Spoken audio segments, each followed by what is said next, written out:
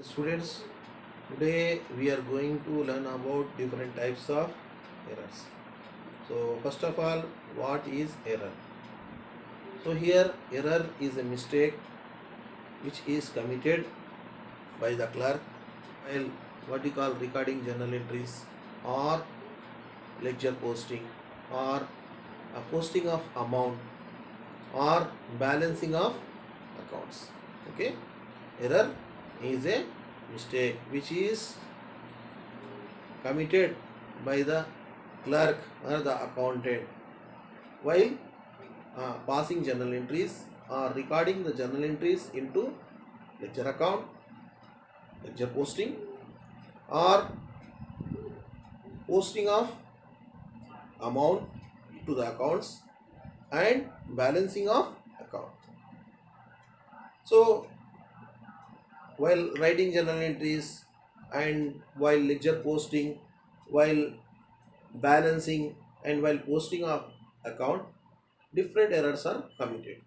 So there is a possibility of error of omission. Sometimes a transaction is fully or partly omitted. It may be omitted in the journal entries or while posting to ledger account, it may be what you call omitted.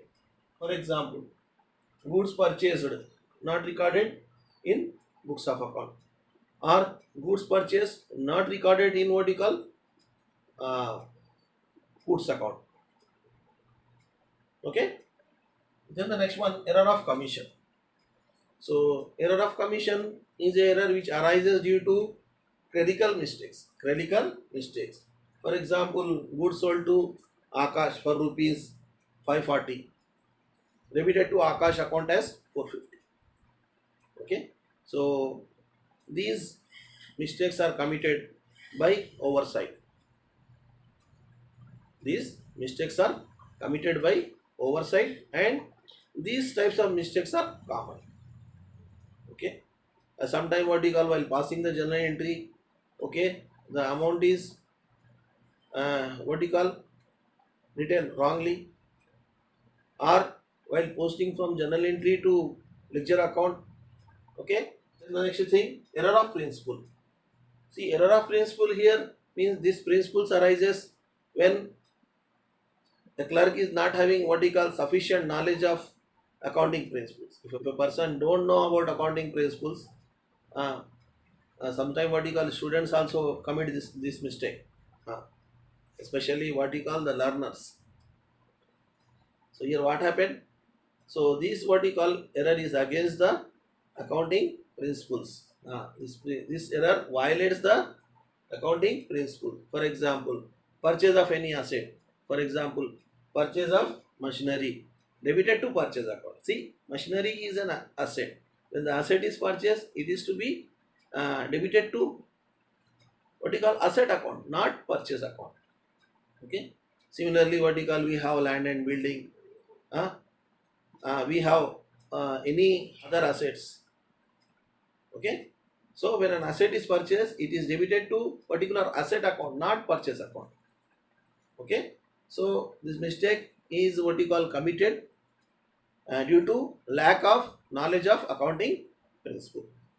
The next one, posting under wrong head. Posting under wrong head. Sometime mistake is what you call committed. Uh, okay, let us take an example. Amount paid to Vijay 500 rupees.